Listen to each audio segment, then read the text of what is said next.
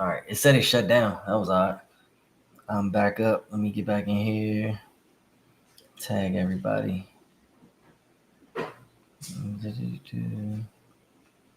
gotta wait for it to pop up. Once it pops up in the page, then I'll be able to get it to go live.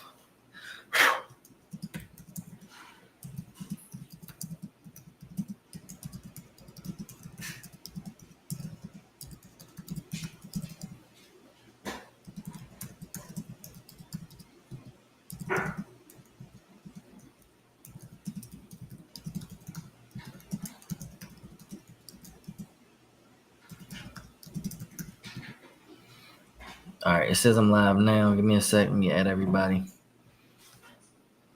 Mm-hmm. All right, I see my head here. All right, I just added everyone. All right, what's going on, y'all? What's going on? Give everybody some time to jump in. I know I said I was starting at 1. I'm a little late, about 1:03. So what we're talking about today, I'm going to be going over multiple things. So how to attract leads, how to close leads, and what your business is doing that is preventing you from getting leads at all. This is going to be for any type of business owner. If you're a new business owner, if you're an established business owner, if you use automations, if you're doing everything manual, it doesn't matter. I pretty much want to help you guys understand what you are and aren't doing to get leads and to close leads. What's going on, Pete Michelle? Hey, how's everybody doing? I don't have my overlay up. Why isn't there it is. All right, I got the overlay. So I can see y'all names on the phone, but I can't see them here. So if y'all, if anybody talking while I'm doing this, if you guys have live questions, if you hear me say something that you want me to touch base on or go more in depth, write the questions out here. I'll be answering the questions live. You have something specific to your business that you might be struggling with, I'm gonna answer those questions live. So I'm here to help you guys. The whole point of this group is to help you guys. I want to show you how to close leads. I want to show you how to get clients. I want to show you how to make money on autopilot. That is the whole purpose of T Business Suite. So, like I said, let's tap in and then we'll get going. So I'm gonna kind of go like, it's gonna kind of be like a list of things that you guys are doing and aren't doing, and then kind of like the ways around it, or how to get around that thing. So the primary thing is attracting customers. So the overall picture when it comes to attracting customers is understanding that the customers are not going to be buying a product or a service. A lot of you guys are selling ebooks. A lot of you guys are selling credit repair or business funding or funding in general, and thinking because those things are valuable, which they are, everyone's going to want to buy it. Everybody is going to need personal funding. Everybody needs credit repair. And we all know that. The problem is we are not selling a solution. You're not selling them a solution to their problem. And that's why they don't care to buy it. They're not going to buy the product. Even if it's valuable to them, they're not going to buy the product because they don't understand how it can solve their problems. Then when you guys solve a problem, that's when you start to make more sales. Once you understand that you are the solution to whatever their problem is, they're going to give you their money. It doesn't matter what you sell. It doesn't matter how you sell it. It just matters how you pitch it and how it solves a problem for them. So common things. We'll just talk about some common things that a lot of us know about already. And, we'll use me for an example. I'm going later. Grooming, men and women. The reason barbers and hair salons and nail technicians exist is because they solve a problem. People want to groom themselves. People want to look perfect, or they want to look better. They want to, appeal to someone, their partners, or maybe in a business meeting or something like that. So they go to the barbers, they go to the hair salons. They want to make themselves better. My barber is my solution to me looking better. If I wake up and I feel like I look like shit, I'm going to go to the barber. I'm going to pay my barber to make me not look like shit. That the barber is selling a solution. He's not selling his barber services. I mean, obviously he is selling barber services, but he's selling a direct solution to my problem. Now let's talk about like landscaping. You go home and you got trash all in your yard or your backyard. You got weeds all over the place. You pay a landscaper to make your yard look better. Y'all are seeing how I'm selling a solution. You're paying the landscaper not just to cut the grass, because if someone walks around and they say, "Oh, I cut your grass for $30," you don't care. I'm being truthful as I can to y'all. I'm giving it to y'all raw. No one cares that you cut grass. The reason they're paying you is because you make their, in some situations, you make my grass look better than my neighbors. You make my yard look much better than my neighbors. So I'm going to pay you the $50 because, and it's friendly competition between neighbors or neighborhood or whatever the case may be. But I'm paying you landscaping because you made my bush into the shape of a heart. You make sure I never have weeds in my backyard. You make sure that there are no large bushes that could contain birds or anything like that near my property. You solve a solution. Selling is definitely easier when you're giving a solution to a problem. Exactly. Facebook user. I need to get you guys registered so that way when you all are popping up in the feed, it doesn't just say Facebook user. But that's exactly my point. So I just want you guys to understand, and I'm just giving generic situations. Like let's do credit repair. I know a lot of people in the group are credit repair agents.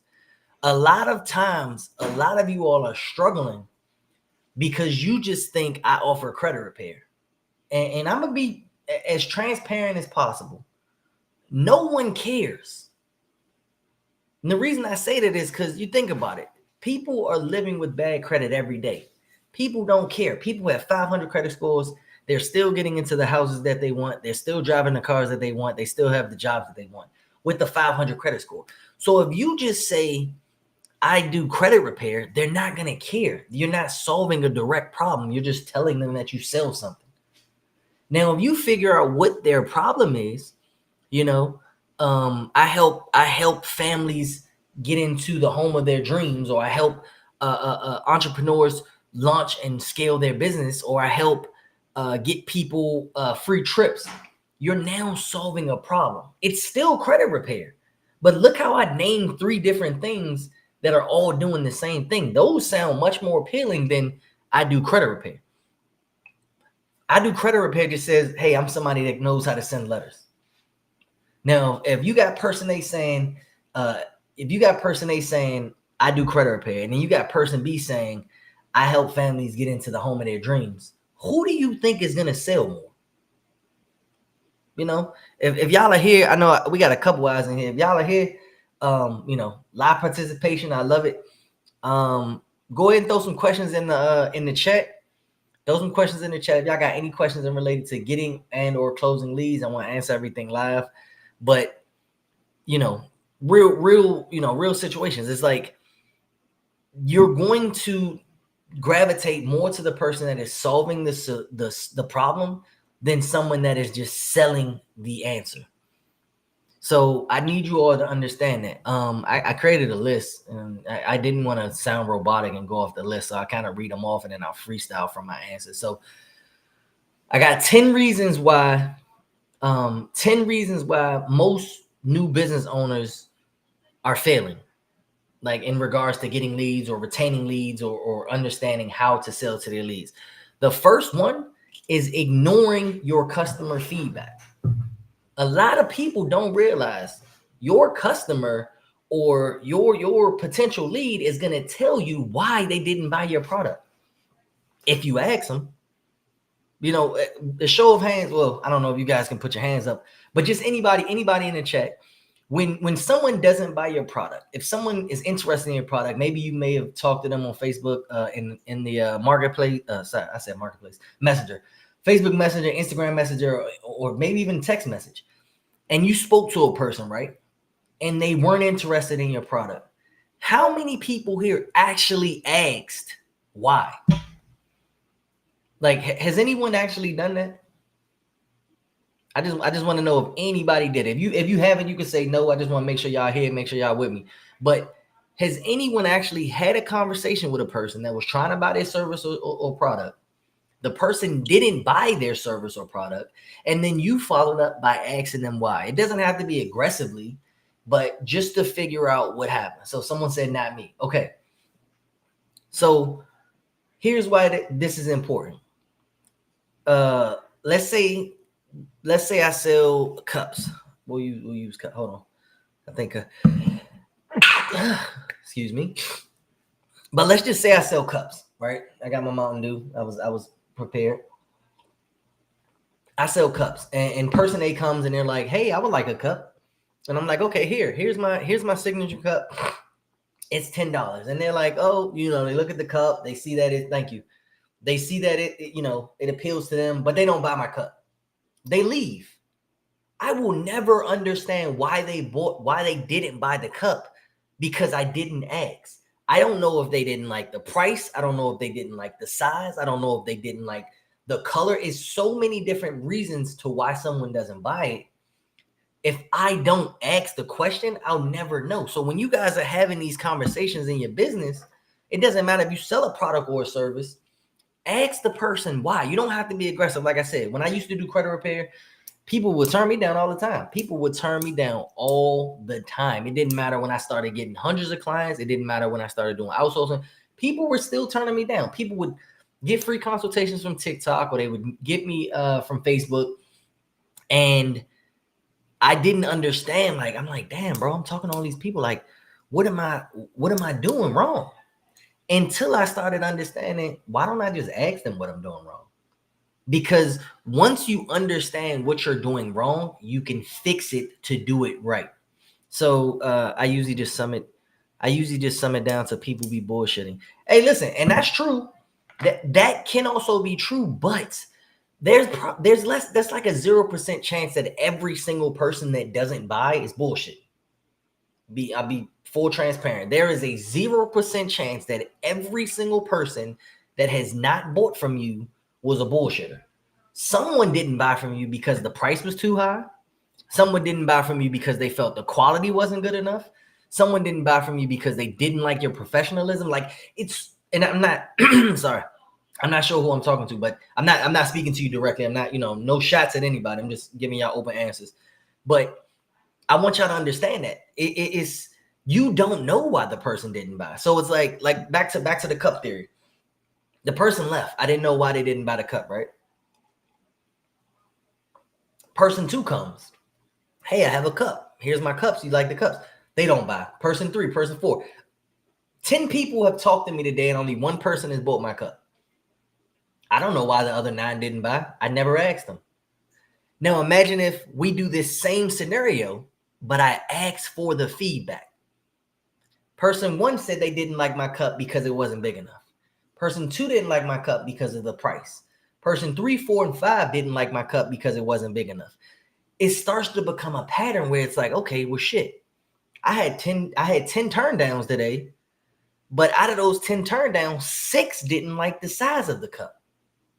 So now I got some type of market research from my own failures to fix it. If 6 out of 10 people didn't like the size of the cup, guess what I'm going to do?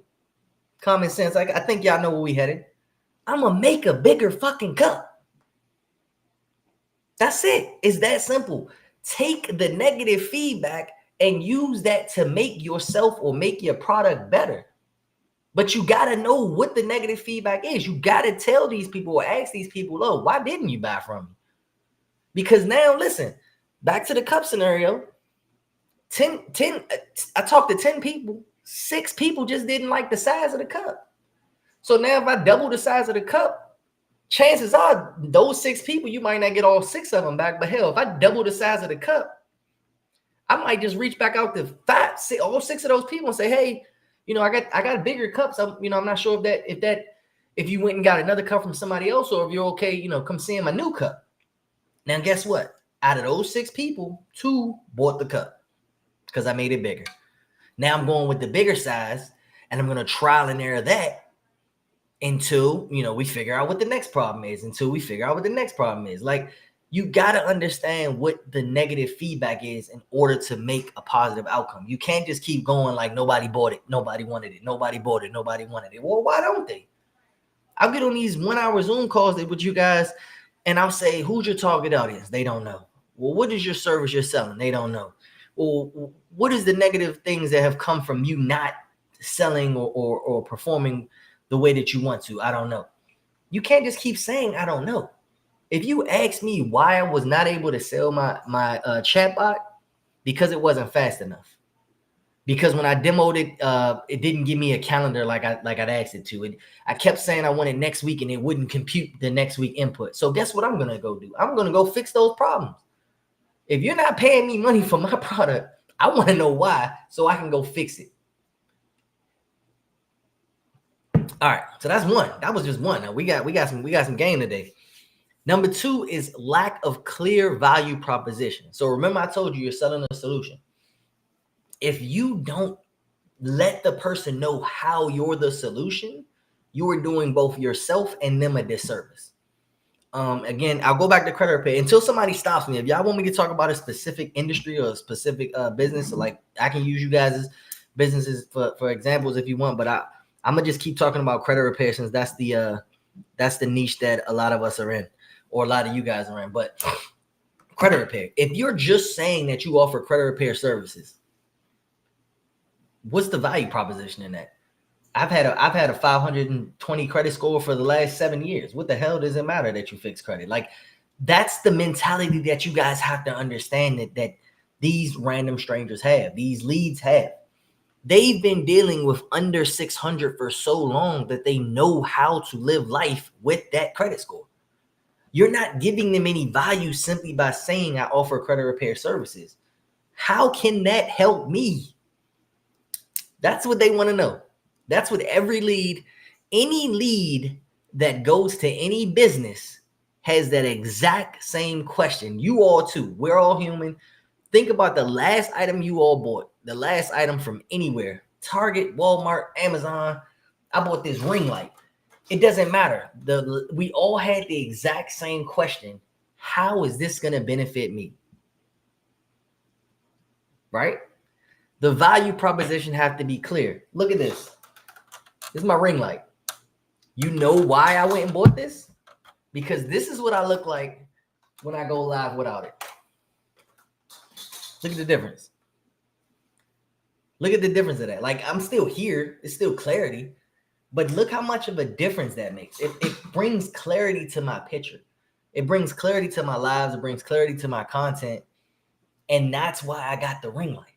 So when I went to, I think I got it from Best Buy. I can't remember. I had this ring light for so long. But, oh yeah, I do. Look, I got a text message.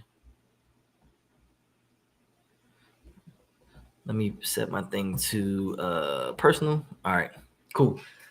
So that's what I want to get you guys with the value proposition. You have to make your service or product have value. It has to speak to your target audience. It has to speak to the person that you're trying to sell it to. Because if it doesn't, they're not going to want to buy it. Like I wanted to give y'all this as clear cut as I could. If you do not solve their problem, they're not buying your service. I don't care if you're the cheapest on the block. If you don't solve a problem, you're not selling anything. All right, hold on.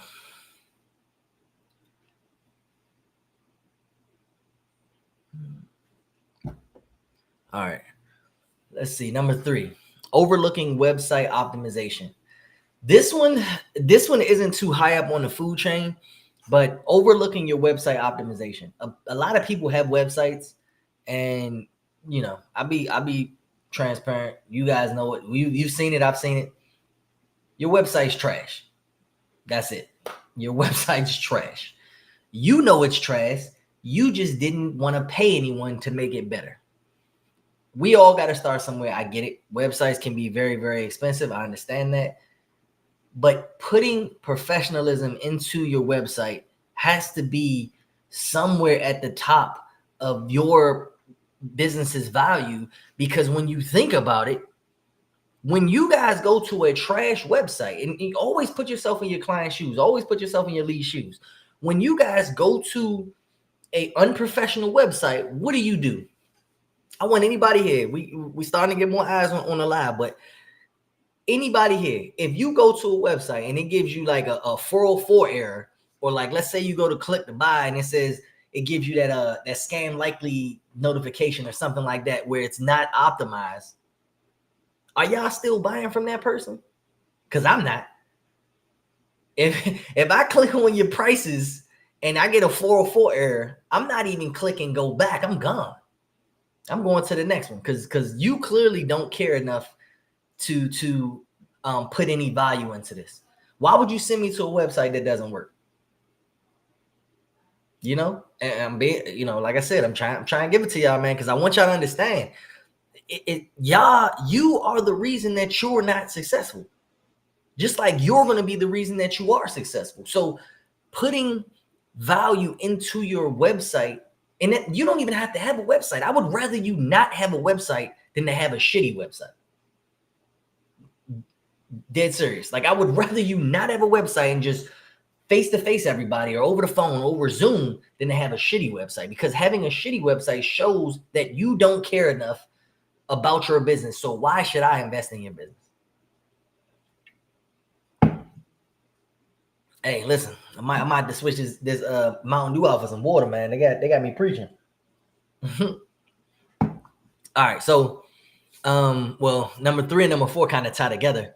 Number 4 is inconsistent branding. Back to the website. So it's like you're branding yourself. Prime example, you guys just saw me. I just changed the group over to T Business Suite. So T Business Suite is the CRM that I sell. I'm not selling to y'all right now, but T Business Suite is the CRM that we sell. We help small business owners, start, scale, and grow their businesses. You guys have known me for years now. I've been doing this, but now I do it on a B2B level where I'm just helping business owners grow and scale their businesses. I needed to change my brand to reflect that. I used to do credit repair. A lot of people still reach out to me for credit repair. I no longer actively offer credit repair. Like if a person, that I know from way back when messages me, hey, KP, I need credit, I got you. But I don't actively do it. It's like a one-off type of thing. My active business is T Business Suite, where I help business owners grow their businesses. So I changed the whole group. Notice that. I changed the description of the group. I changed my background on my Facebook page. I changed my ads. I changed my website. I did a whole branding because I didn't want anyone to see like anything related to credit and say, oh, he still does credit. Wait a minute. But I think he helps businesses. I don't need that confusion. I want you to see T Business Suite and know like this is what he does now. Oh shit, KP you used to do credit repair, right? Yeah, look at that. Used to. I want you to know I don't do it anymore. I used to. So the inconsistent branding is what hurts a lot of y'all. You guys are small business owners trying to run 2 or 3 businesses, and you're confusing your leads. Your lead comes to you for t-shirts, and you sitting here trying to sell them football equipment, credit repair, and now you're a realtor also. How the let me not curse, but how does that work? You got to be consistent with what you do. Become a master of one, because before you try to become anything of everything else. So do the one thing, master the one thing, become the one thing, be known for the one thing. Because even before I started T Business Suite, I can almost guarantee everyone in this chat or everyone on my live right now probably knows me from credit repair. 9 times out of 10, they probably know me from credit repair, because that's all I used to bash in your heads every single day, month after month, year after year. That's all I used to bash. So with my rebranding, it's like I'm gonna still be here. I'm still gonna be bashing y'all. I'm just not bashing credit anymore. I'm bashing the B2B stuff. I'm bashing the business educational stuff. And that's how I want you guys to become consistent with your branding. It's like you need to get to the point where when someone mentions your name, they think about your business. Or when someone mentions something that revolves around your business, they think about you. Like, hell, I get people that still text me right now. KP, my man need credit repair. I don't do credit repair, but the fact that you text me, excuse me, the fact that you text me lets me know that I'm doing good, right? All right. So that was number 4. Number 5. This is one that hurts a lot of y'all. It hurts a lot of y'all. You are focusing too much on selling. We are not robots. You are all trying to compete with these big wigs. We're not Walmart. We are not Target. We are not Amazon. We are not Publix or Winn-Dixie or the grocery stores. These are Fortune 500, maybe even Fortune 100 companies. These guys have been in business longer than we've been born. Stop trying to be them. Walmart, you don't even have to go to Walmart to know you want to buy some shit from Walmart. The moment Jasmine says we out of toilet tissue, we out of toilet paper, we out of, we need more milk. What's the first thing I think of? Oh, well, I guess I got to go to Walmart. Because they're so big that that's what's embedded in me. If I need something for my house, I'm going to Walmart. But I'm not Walmart. I'm KP. T Business Suite is nowhere near Walmart. Obviously I wanted to be one day, but right now it's not. And I don't want y'all to keep competing with them when you feel like you got to sell. I need to make 10K months. I need to make 100K months. I need to make $1 million a month. We want to get you there. But it took them businesses 50, 60, 70 years to get there. None of that happened overnight. So why do you feel like you're going to happen overnight? You're not. And I'm not down on anybody. Again, I keep telling you I'm not.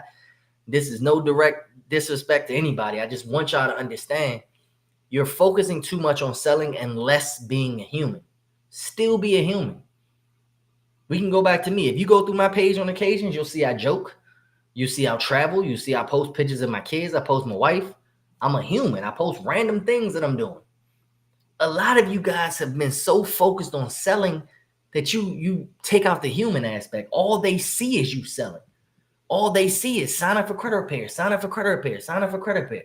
You got to get credit monitoring, sign up for credit repair. Who are you? I don't even know you as a person. You a small business owner, but I don't even know who the business owner is. We are small business owners. We are still within the community. We still within the business. You got to still be a human. Show your human side. Like, you don't have to keep selling. You can still be a human. Like, I know millionaires on a personal level. I know millionaires that are still humans. I know millionaires that are doing real estate, that are in the community, in houses, walking around, shaking hands, going to the Chamber of Commerce, doing regular human stuff. But then I know people that are trying to get there that are saying, oh, I want everything to be automated. Why are you going to automate everything? You got 4 clients. It's like, you can't talk to your 4 clients? Come on, man. All right, that's number 5. So we still got 5 more, and this is just the negative side. I'm gonna get to the positive side. We're gonna hit green. We ain't gonna be all bashing. I'm gonna hit green for y'all. So number 6 is neglecting the follow-up. This kind of goes back to number 1. It touches back on number 1. The follow-up is so important, y'all. The follow-up is so important. When someone doesn't buy a service, or even if somebody does buy a service, follow up with them. Hey, how you doing? How's the software been? How's the program been? How's the service been? Did you finish the ebook? Just checking in with you just to see how you've been. Because the follow-up creates more money. If you were to buy something from me, right? I want to put y'all in y'all shoes and put me in my shoes. If you were to buy something from me, let's say coaching, let's say 90 days of coaching. I gave you 90 days of coaching. Throughout that 90 days, you grew. You doubled your revenue. Let's just say you doubled your revenue, right? After the 90 days, that was it. You didn't hear from me again. I ain't talked to you or nothing. How would y'all feel about that? It would almost be like I was tricking you guys to going through the course just because I wanted your money. That's how I would feel. It's like, damn, I paid KP $5,000. He was a great coach, but afterwards I don't have access to him no more. It's like, damn, like that's it. Like that's it. Now imagine we get the same situation, but after the 90 days, you got access to my personal phone number. I mean, don't abuse it, obviously. We in circles together, we're in smaller group chats, we do networking events together and things like that. You're going to continue to grow with the B coach than you would with the A coach, because the B coach cares more about you. So now when the B coach has another product or service that comes out, you're 9 times out of 10 going to sign up for that service, because A coach helped you out and then forgot about you. B coach helped you out, kept you in the circle, kept you making revenue, and now has another product that's twice as much. But you remembered, well, damn, I made this much money with B Coach, and he kept me in the loop. Of course, I'm gonna spend more money with him. So if us as business owners understand that, it's like, damn, you keep your people, you keep educating them, you keep teaching them, you keep them growing. So now when you come out with a bigger ticket, you essentially nurtured the people that are gonna finance that bigger ticket. So you got to make sure that you guys are following up with the positives and the negatives, not just not just sending out automation texts and things like that. And there's nothing wrong with automating. I automate everything. I automate as much as I can, but still have some type of human aspect in that. I have like a 30-day. When I was doing credit repair, I had a 30-day check-in. It was a 30-day check-in. So every 30 days, I would check in with my credit repair clients just to see how they were doing. I'll give them their client reports to see how their updates were, but I would talk to them like a human. How's your kid? Or, how's the path on the job and things like that, just to get on a more personal level to let them know, like, yo, I'm still a human. Like, prime example, you guys remember when we were doing the Monday Zooms, the accountability Zooms on Mondays, and Kaya would come and jump on my lap and things like that. And you guys saw my daughter live, and I'm a human. I'm a dad. I want y'all to see that, because at the end of the day, I know I speak to fathers. I know I speak to husbands. I know I speak to moms. I know I speak to mothers.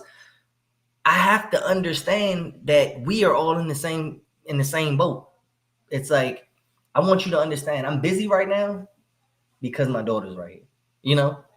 I don't expect you to be active 24/7 because you have children. I don't expect y'all to think that I'm going to be active because I have children. So having that human aspect helps with lead nurturing. They bother you less when they understand what you're doing. And I'm not saying you got to give them the blueprint to your life, but be on a personal level with your leads and your clients, so they can understand, like, damn, bro, every Sunday he posts he in church.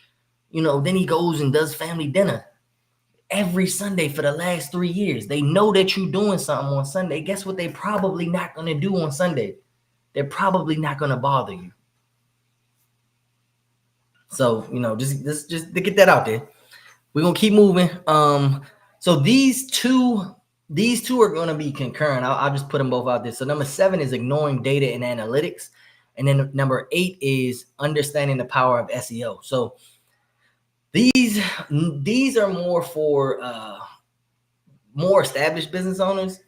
The reason I say that is because when you are smaller and you don't really understand SEO, if you don't really have a website, if you're not pulling in, 10, 20, 30 clients at a time, and you don't really have the analytics that you can use, you're not really going to, this isn't really going to matter for you. This is more for, like, once you have your website up and running, you're on the Google My Business, you are getting hundreds of reviews and things like that. You have to understand how they work. Like, where are my 5 stars coming from? Facebook? They're coming from TikTok. They're coming from Instagram. They're coming from Google. Because now I know to exert more energy into the source of where the positivity is coming from. If I know that 60% of my revenue comes from TikTok, why the hell would I exert 90% of my energy into Facebook? So that's more for established, slightly more established business owners. That if you're newer and you're still trying to figure out which platform works for you the best, that's not really something to focus on, but it is something to keep in mind. The last 2 or the last one, and maybe I put this in the wrong order. I must have read it backwards. But number 9 is failing to adapt to trending changes. This one right here, Jesus, y'all listen. And whoever's still with me, if y'all, in fact, who's still with me? You don't got to put your name. Just say I'm here. I just want to know if somebody in the chat. I see I got 17 people, but I don't know who's all here. Who all here? I got anybody? Am I talking to myself?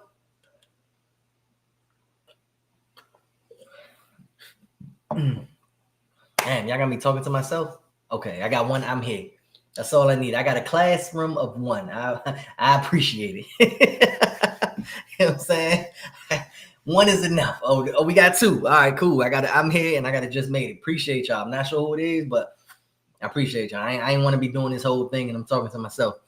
But what I'm saying is the failing to adapt to changing trends. The reason this is so important is because the world is always evolving. Everyone should know about AI by now. Everyone should have heard about ChatGPT by now. It's no reason why anybody here should not know what ChatGPT is or what AI is, right? Every business needs to get on board with AI. If you don't get on board with AI, it is a 100% chance you are going to get left behind, because AI makes businesses move so much faster. Where 3 years ago, you could use ManyChat, you could use automations, you can have things set up where it's like, hey, when someone clicks this, I want this to happen. You can have situational answerings and all types of things like that, where it was pretty much do this and this will happen, do that and that will happen. But now the way that AI is so flexible, you teach it and it becomes you. I have an AI that's set up to sell T Business Suite. I'll give y'all my whole breakdown. Y'all will see it if you ever get my funnel. But I have a demo page. When I run Facebook ads, I have a demo page. On my demo page, it literally gives them a demo of the AI. It lets them test it for themselves. And then toward the end of the AI says, hey, would you like to buy this? If they say yes, it sends them to the sales page. From the sales page, it tries to upsell them into coaching. This is all done through AI. It tries to upsell them to coaching and say, hey, listen, you got the AI, you got the software. Would you like to get coaching as well? We can teach you how to build this. We can teach you how to build funnels and landing pages and websites and all of that. Would you like that? If they say yes or no, if they say yes, upsell, great. If they say no, it has an immediate downsell offer where it's like, hey, listen, we still want to give you coaching, but we'll give you a discount because we know how valuable it is for your company. This is all done through AI, y'all. Conversations are fluid and everything. This is all done through AI. And what happens is that human is having a conversation. They can be side by side texting the exact same AI, the same questions or the same answers, and getting different responses from both phones. That helps you guys with human interaction, because now leads don't fully know that they're going and speaking to AI, because you can train it to talk like you.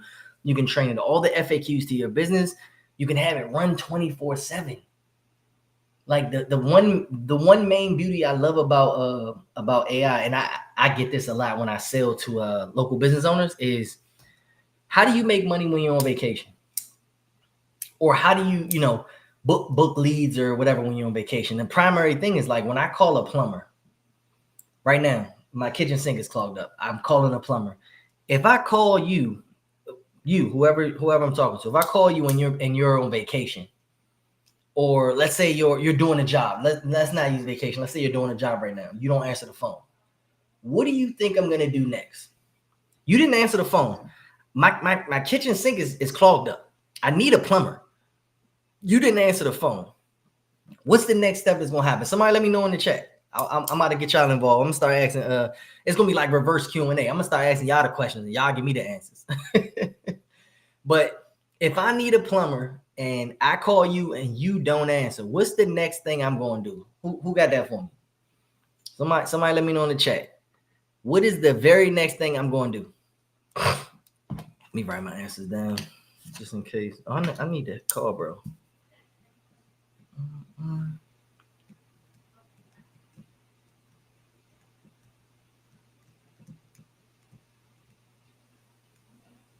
Dang, y'all left me.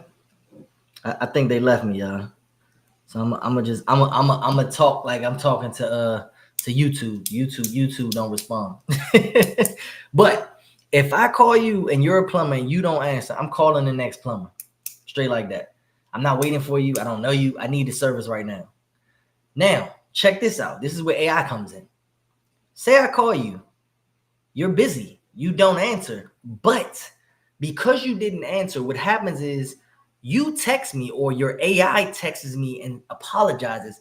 Hey, I'm sorry I can't answer right now. I'm doing a current job, but how can I help you? You see how you just saved a sale? You're doing a job right now, so you clearly can't answer the phone. I called you because I need a plumber. Your AI picks up. I say, hey, my kitchen sink is clogged up. I just wanted to know if you can come out today. Depending on the time of day and depending on your availability and your calendar, what you currently have, the AI can then say, well, this job should be another 30, 40 minutes, an hour, etc. Would you mind if I call you in 30 minutes? Well, guess what? You're now having a conversation with me. I may be more lenient and say, you know what? It ain't that bad. Yeah, cool. Call me in 30 minutes. I appreciate it. Hey, no problem, man. I'll call you in 30. Now, guess what? You who are still making money doing the job that you were doing can still do the job. You'll receive a text message from the AI that says, hey, John Doe called. Please give him a call back. He has a clogged up sink or whatever information it collected. Now you, as soon as you're done that job or even in the middle of the job, you can call John Doe and try to get him sold onto your calendar. If you got time today, sell it in. But without AI, you 100% lost that sale because the moment you didn't answer and didn't call them back in time, they're calling the next plumber. So that's one strong point that I use when I call my local business owners. But that's something that you guys need to do, understand about the change in trends. AI is here, and it's only going to get better. The last thing. Oh my God, I wish I could share my screen. This one is super important. I'm probably going to get it tattooed somewhere, but not investing in training and development. Boy.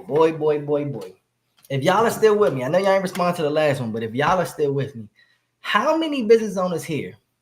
All I need y'all to do is say me, say I have or I haven't. That's all I want is I have or I haven't. How many of y'all here have actually invested at least $1,000 into either a mentorship, coaching, ebooks, courses, any of that? How many people here have invested at least $1,000 into their personal development for their business? I just want to know if y'all have. I haven't. I just want to see where y'all at with it.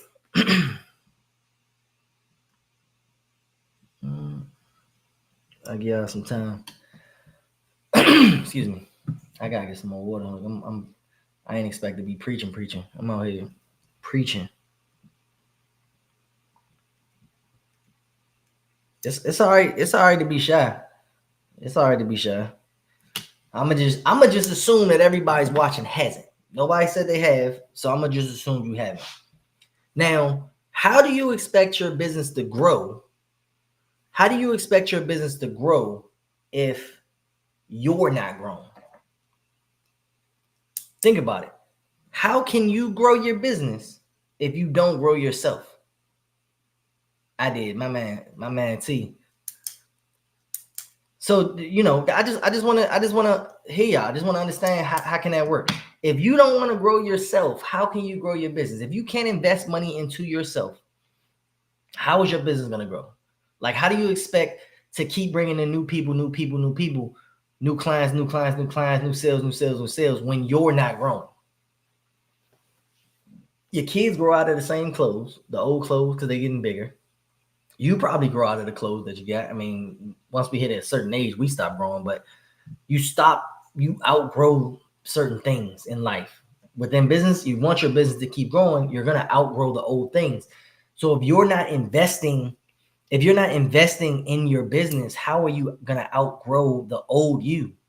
Myself. All right. Look, I appreciate y'all, but it's important. Like, these people right here telling y'all, they invested in themselves. And if you haven't, I'm not shaming you, but you got to understand, in order to grow, you have to invest in yourself. And I'm not pointing fingers and telling y'all who to pay for coaching or what classes to buy and any of that. You're going to get the wrong one the first time. Everyone messes up.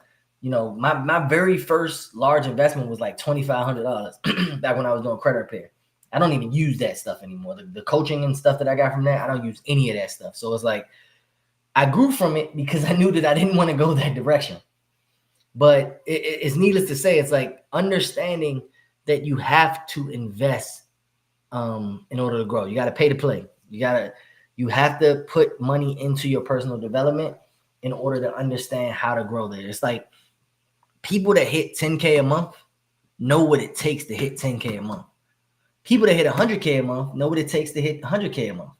If you're not investing with those people or people above them, how do you ever expect to hit those numbers? You don't know the hurdles that are going to come. You don't know the things that you can avoid. You don't know anything that is to come because you're going at it blindly and you're wasting time. The longer it takes you to get there, the more money it's taking you to get there. It would have been cheaper just to pay somebody to teach you than it would be to learn it on your own and spend however much money you were going to spend to not get there. So that's number 10. So that's all 10 of my negatives. I've been getting mentioned a lot. My little Facebook thing is dinging. Let me see.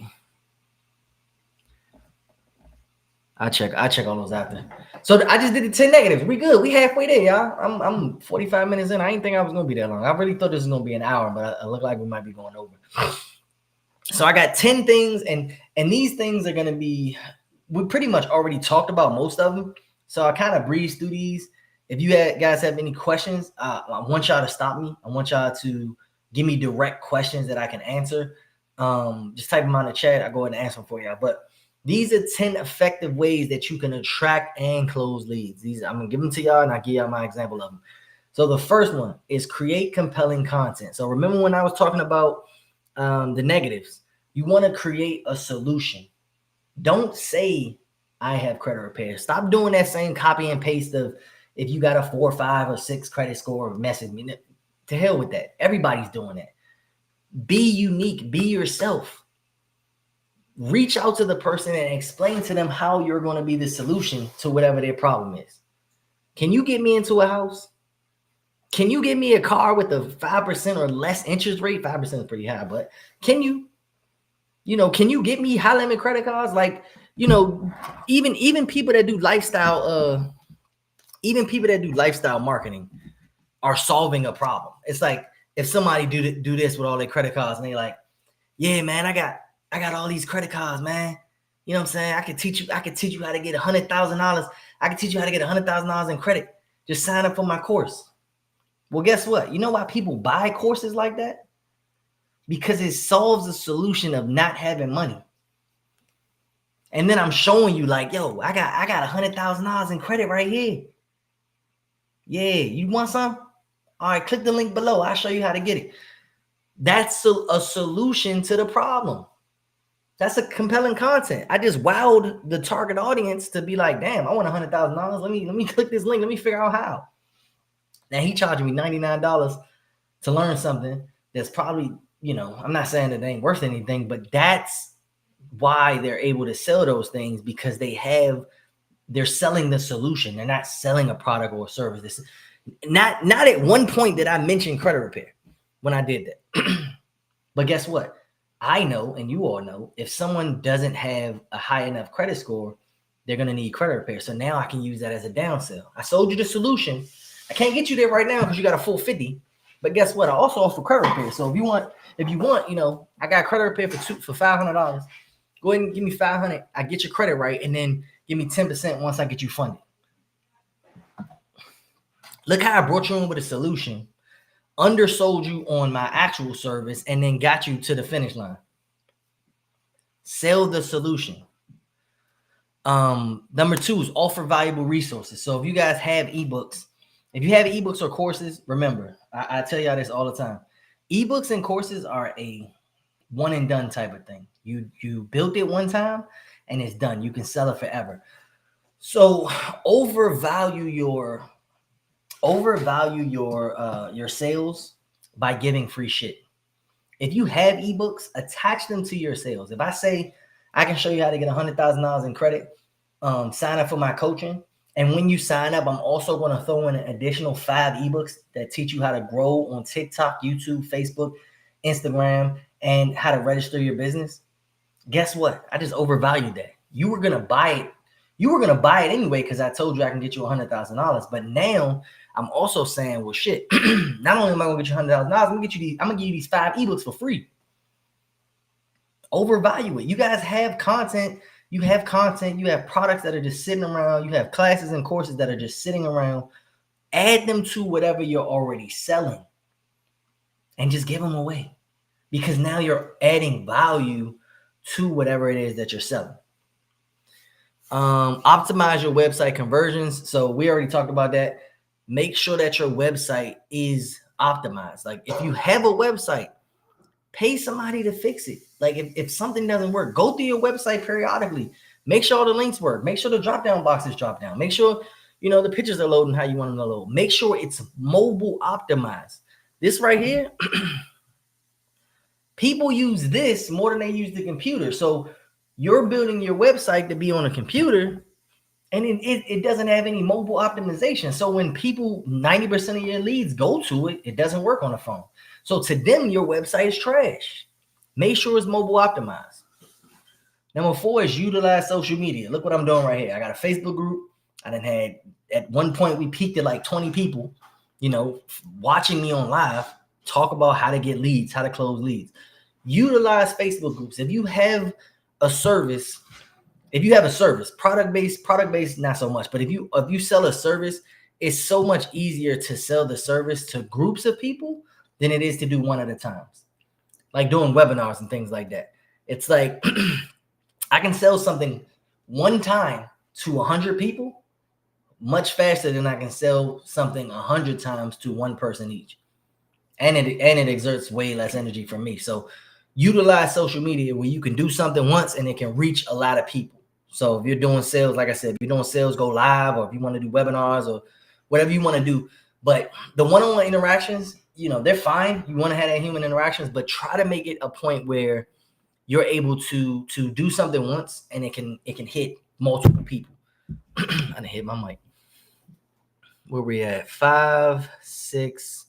Okay, so 5 and 6 are probably going to be together. So 5 says network and build relationships.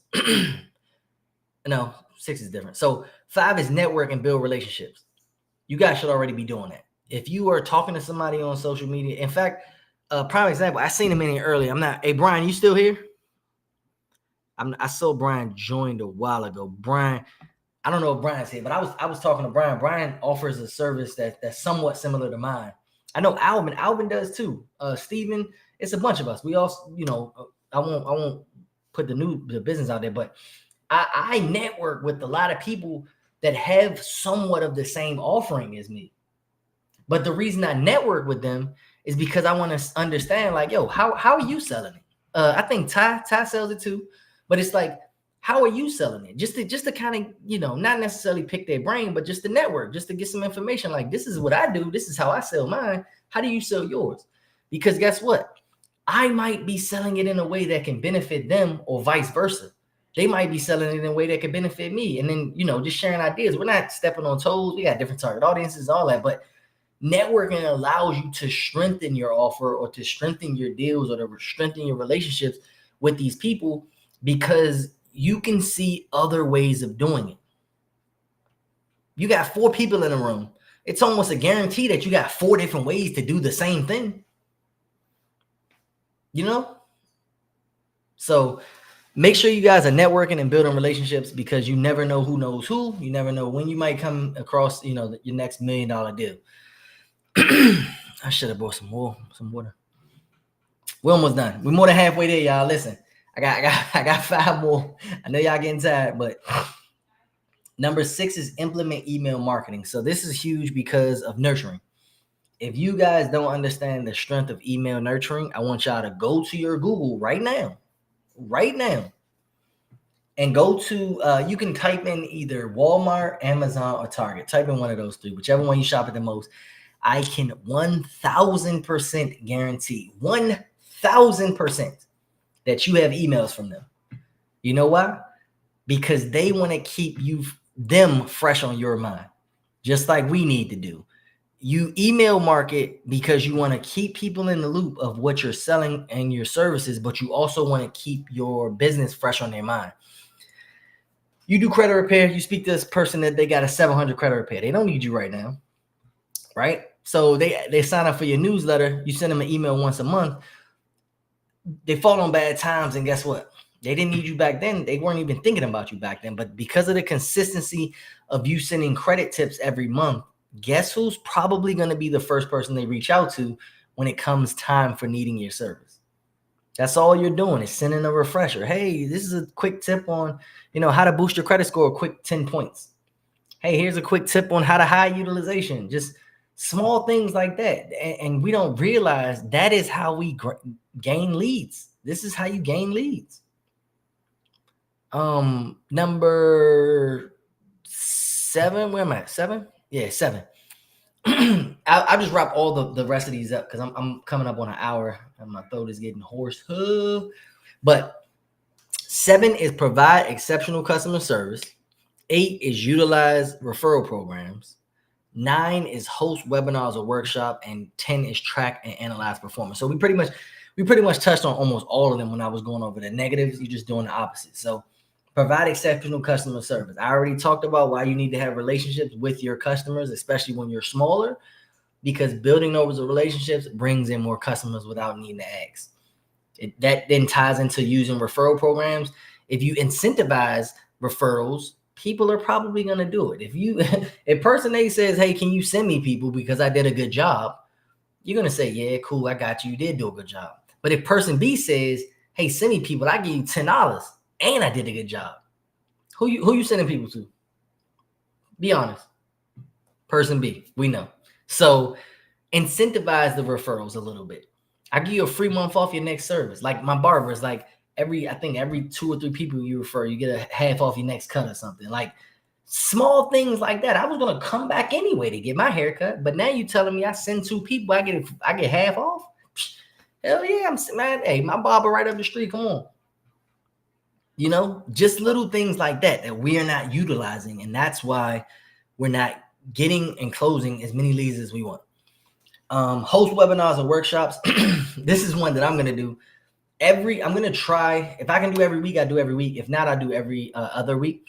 But I'm going to start highlighting things within my CRM and things that you guys are lacking. So if I have conversations, I normally notate. I don't have my notes in front of me, but I normally notate like problems that my people are facing and building the answer for you guys live. So it's like today, closing leads. Like I signed up 5 new people to my CRM last week, and the main thing that all of them were focused on was trying to get more leads. So it's like, oh well, shit, I can do something free for you guys.